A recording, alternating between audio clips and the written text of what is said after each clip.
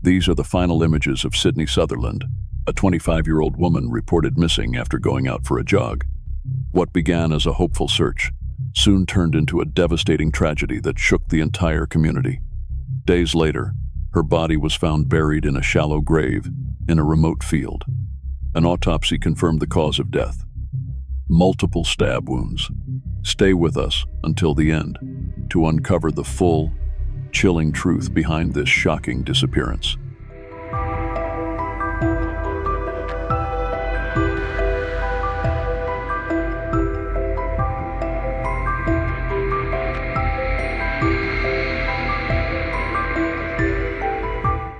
Grubs, Arkansas, was home to 25-year-old Sydney Sutherland, a bright and beloved young woman whose energy and compassion touched everyone around her. The youngest of 3 children born to Maggie and Dion, Sydney shared a deep bond with her 2 older brothers, Tyler and Sam, who were fiercely protective of their little sister. Her mother described their relationship as more than just mother and daughter. They were best friends, constantly in touch, sharing daily routines and countless moments together.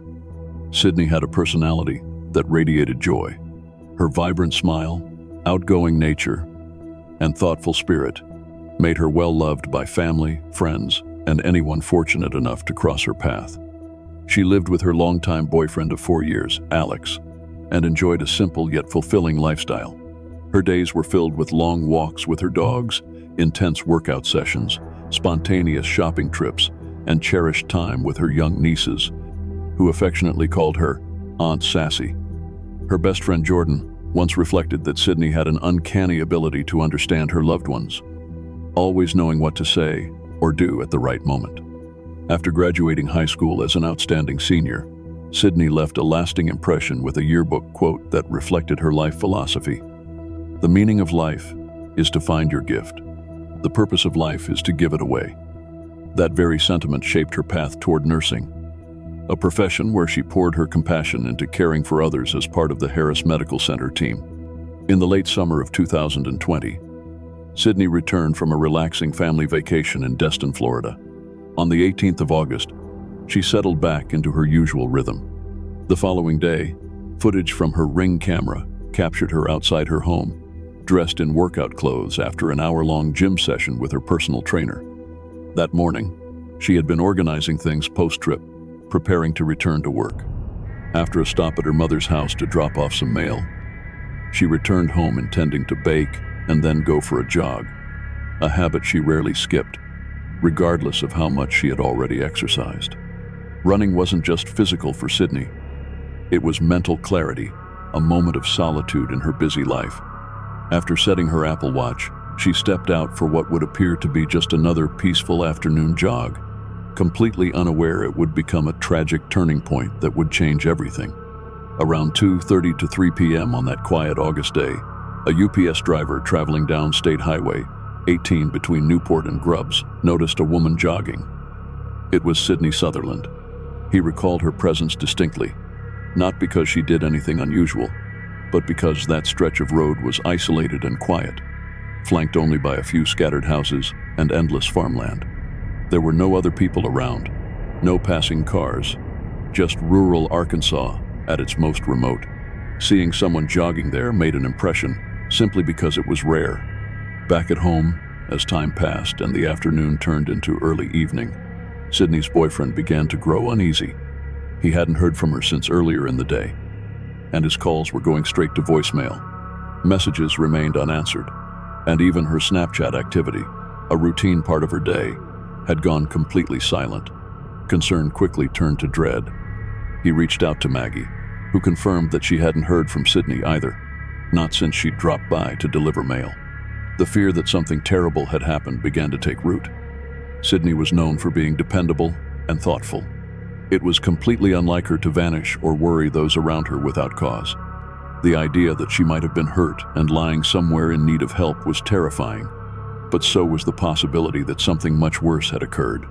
Grubs wasn't a place where crime happened. It was the kind of community where everyone knew each other, and the biggest worry might be a loose dog or an overdue library book. But this was different. The sun went down, the air cooled, and panic settled in.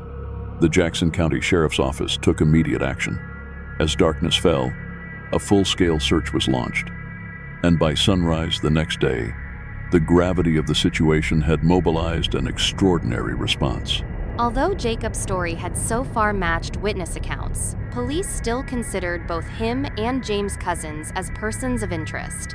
Security footage from the bar showed Deline stepping outside to smoke before heading back inside around 12:50 a.m. The place was still fairly busy, and at one point, a man approached her, briefly putting his arm around her before following her down a corridor. This man was identified as 25-year-old Jason Gilly, a friend who shared a house with James' cousins. Deline soon returned outside and engaged in a visibly animated conversation with Jacob. Her gestures and movement matched what he had told investigators about them having a heated discussion. After that, Deline went inside again, while Jacob stayed outside with a friend, finishing a cigarette. At 3 a.m., the bar closed and everyone had left, but neither Deline nor Jacob were seen on the exit footage, leaving their exact departure times unknown. Jacob later told police that Deline had messaged him saying she was heading to a party at a friend's house. Afterward, he received about calls from her. During one of those calls, he noticed a man's in the background. Deline had told him she was at Jason's house drinking. Jason Gilly, the same man caught on camera at Finnegan's with her, shared his home with his mother, grandmother, and James' cousins. In one text, Deline had asked Jacob if she could come over later, to which he agreed. But after that, she went silent. He fell asleep and woke up to no further contact. Police then turned to Jason and James for interviews. James was direct. He admitted he and Deline had been in contact but were not dating. Moreover, he had a solid alibi and had been out of town, something confirmed by multiple witnesses. Jason, however, offered a more uncertain account. He said he and Deline had separated at the bar and claimed he had offered her a ride home, but left around 1 a.m. due to an emergency text from his grandmother about his son being sick. But this conflicted with Jacob's statement that Deline said she was at Jason's house drinking. Jason's grandmother also reported he didn't arrive home until about 1:30 a.m., casting doubt on his version of events.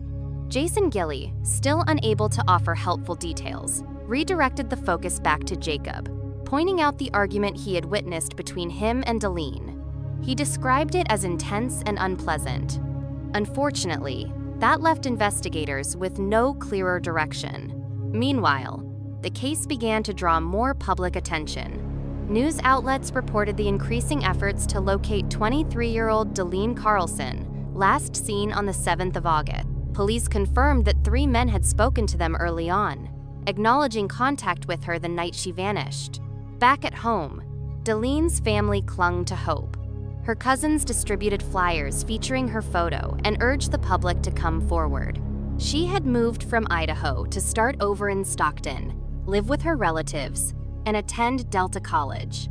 Her disappearance shook the family, especially her Aunt Maggie, who had been waiting for her to return that morning. Though everyone desperately hoped for a safe outcome, the passage of time only made things seem more bleak.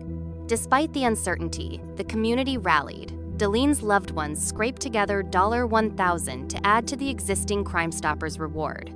A local semi-pro football team offered to hold a fundraiser to support the search. Volunteers handed out flyers, combed the area, and tried to remain optimistic.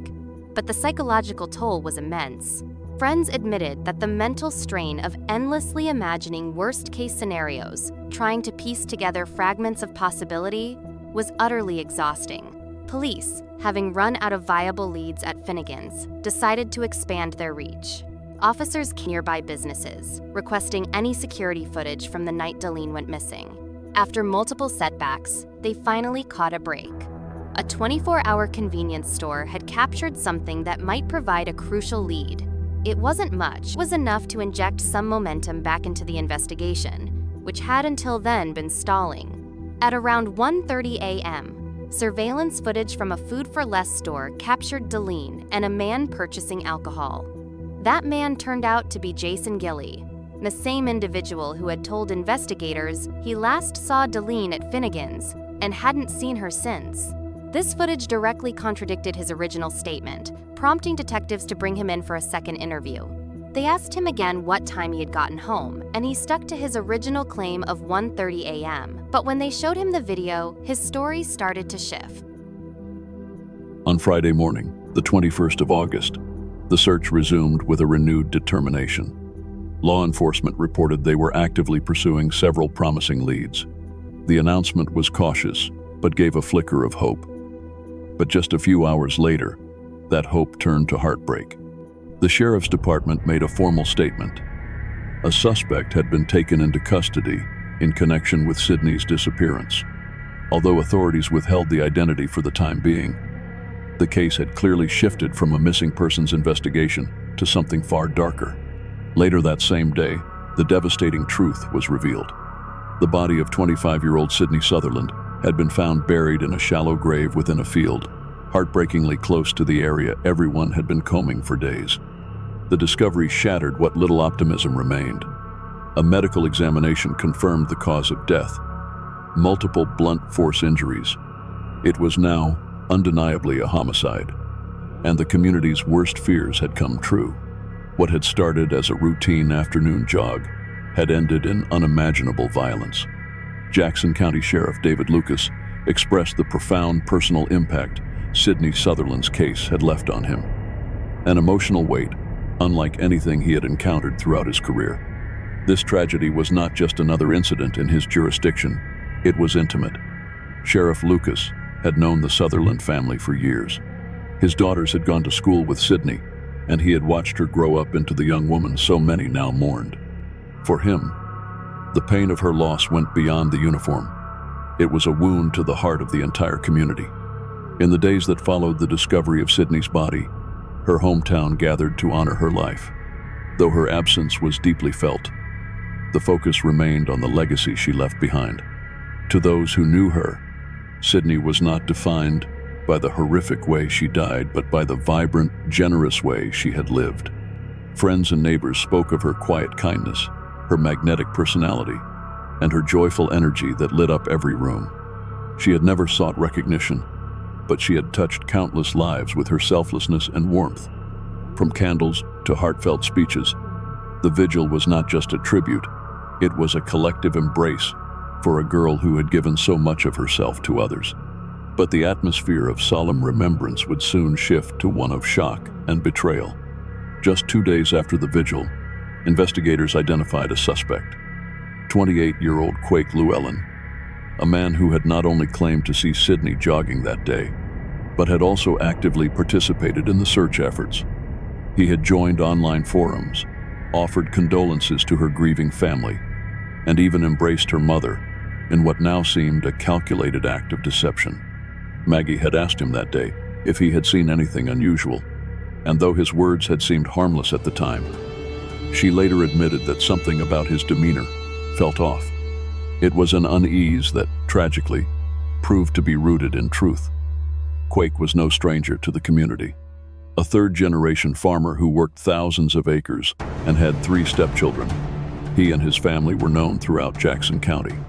In 2016, they were even honored as the Jackson County Farm Family of the Year. His arrest stunned the entire town. To think that someone so woven into the fabric of their daily lives could be responsible for such a crime was almost too much to comprehend. What had once felt like a safe, tightly knit community was now grappling with the horrifying realization that the danger had come from within. Authorities later confirmed that there was a prior connection between Sydney Sutherland and Quake Llewellyn. The two had once been friends on Facebook. What became disturbingly clear, however, was that Quake had willingly placed himself at the center of the investigation. Walking into the police station, he stated that he may have been the last person to see Sydney alive. Quake and his father cooperated by allowing investigators to examine his pickup truck. Upon inspection, officers quickly noticed bloodstains on the tailgate, a chilling discovery that escalated their concerns. Further evidence came through the analysis of Quake's phone data, which placed him precisely in the area where Sydney's phone had last pinged, and just a short distance from where her body was eventually found, near his own farmland. Surveillance footage from Quake's home showed him leaving in his truck, only to return later with visible damage, a dent in the vehicle that hadn't been there before. Eventually, Quake confessed to hitting Sydney with his truck. He claimed it had been an accident caused by limited visibility from a dust cloud, and said that he panicked, fearing legal consequences. But the horror didn't end there. He admitted to placing her injured body in his vehicle, driving for some time, and then removing her clothes. What followed, in his own haunting words, was that he had messed with her before burying her in a shallow grave. During his interviews, Quake also directed investigators to the clothes he had worn on the day of the killing, saying they could be found at his mother's house in a laundry basket. Police executed a search warrant and retrieved several items, including a black shirt with strands of blonde hair and a pair of black and pink shorts. The evidence left little room for doubt. Soon after, official charges were brought against Quake Llewellyn. He was arraigned for capital murder, but also faced new and damning accusations of rape and kidnapping. These additional charges confirmed what many had feared, that Sydney had not only been murdered, but had also suffered a brutal abduction and sexual assault in her final moments. If found guilty, Quake Llewellyn was facing the possibility of the death penalty. In the aftermath of his arrest, his wife swiftly filed for divorce. Authorities confirmed that she had absolutely no involvement in the case and was completely unaware of what her husband had done. But while she was ruled out, whispers about Quake's past began to surface. According to an anonymous source, he had long been a disturbing presence in the community, someone to watch. Over the years, he had reportedly been caught trying to spy on women as they undressed or showered, and had even stalked girls far younger than him whom he had become obsessed with. There were also claims of cruelty to animals in ways too upsetting to detail, painting a deeply unsettling picture of who he really was beneath the surface. The Arkansas State Police built their case around evidence and patterns. They believed Quake had been driving west on County Road 41 when he saw Sydney jogging alone. In a sudden, calculated move, he turned around, deliberately struck her with his truck, and abducted her. He placed her in the back of the vehicle, drove her to a remote area, and then sexually assaulted her before burying her body in a shallow grave.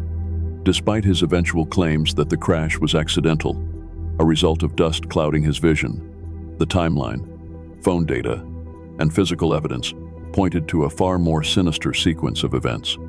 Sydney's funeral was attended by a large crowd and broadcast online to allow as many people as possible to honor her memory.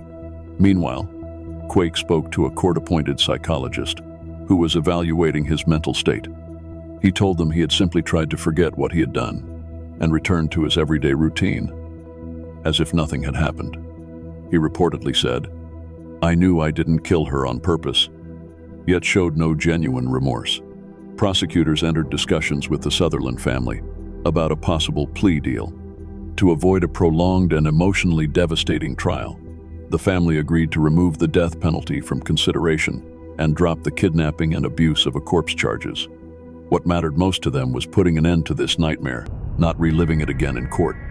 Amy Leuven, the mother of Sydney's longtime boyfriend, voiced the pain felt by so many.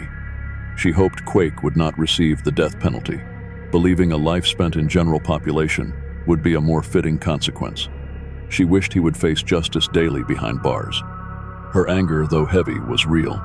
She admitted she had never hated anyone before him. And while she hoped one day she might find peace and let go of that hatred, she made it clear she would never forget what he had done. As part of the plea agreement, Quake Llewellyn stood before the court and admitted to both the rape and capital murder of Sydney Sutherland. In a moment that captured the weight of a mother's grief, Maggie Sutherland delivered her impact statement in the courtroom. She directed her words at the man who had not only taken her daughter's life, but also stood beside her in those first few days of uncertainty, pretending to care. It was a raw and powerful expression of the pain Sydney's family had endured over the 408 days since her disappearance. A confrontation with a man who had offered them hugs while hiding the darkest of truths. Maggie reminded him that true justice could never be achieved, because no verdict or sentence would bring Sydney back. Her daughter's absence had created a permanent void in their lives.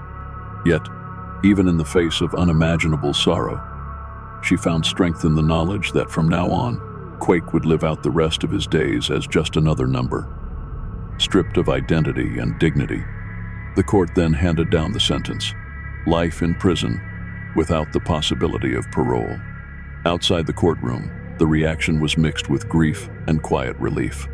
The defense acknowledged that had the case gone to trial, the death penalty would likely have been pursued. But the Sutherland family chose certainty over vengeance. Their decision not only spared them the ordeal of a lengthy trial, but also ensured Quake would never again walk free. It was a sentence not of forgiveness, but of finality. Even those distantly connected to the case felt the emotional weight of the outcome. Tammy Watson, a relative of Quake's, left the courthouse in tears. Her heart broke for both families, one who had lost a daughter, and another who had to confront the horrifying reality that their son was a killer. Quake's own parents, who had urged him to tell the truth, were left to process their son's actions in silence. That warm afternoon when Sydney went for her run, no one thought twice. She was on a familiar path in a town where danger felt far away. But in a matter of minutes, the trajectory of so many lives was shattered. What began as a routine jog turned into one of Arkansas's most devastating tragedies, a reminder of how quickly everything can change and how the most ordinary moments can hide the most unimaginable horrors. Years after Sydney Sutherland's tragic passing, her memory continues to unite and inspire the community she left behind. In her honor, friends and strangers across Arkansas gather each year for Finish Sydney's Run, many wearing her favorite color, pink. This symbolic run traces the miles she never got to finish, turning grief into strength and remembrance. Danielle Wright, a family friend, joins the 8.19-mile challenge every year. For her, every step is a tribute to the kind and vibrant soul Sydney was. The campaign has spread far beyond her hometown. Through social media, people are encouraged to take part and tag others, keeping Sydney's spirit alive in every shared post and completed mile. The overpass where she was last seen has been renamed the Sydney Sutherland Memorial Overpass, now a permanent reminder of a life that touched so many. Maggie, Sydney's mother, still wears a bracelet that holds a single white bead, one she found during the desperate search for her daughter. It's a quiet symbol of love and presence, of something deeply personal that now speaks to thousands. Meanwhile, Sydney's family is creating a foundation in her name, and a scholarship has been established at Arkansas State University to help future medical students, ensuring her passion for care lives on. Sydney's legacy is everywhere, in the stories shared, in the steps retraced each year, and in the hope she continues to inspire. Her memory reminds the world that even the shortest life can leave a lasting impact. If this story touched you, please like this video, subscribe to our channel, and check out other real-life stories that matter. Sydney's voice may have been taken, but with your help, her story will continue to be heard.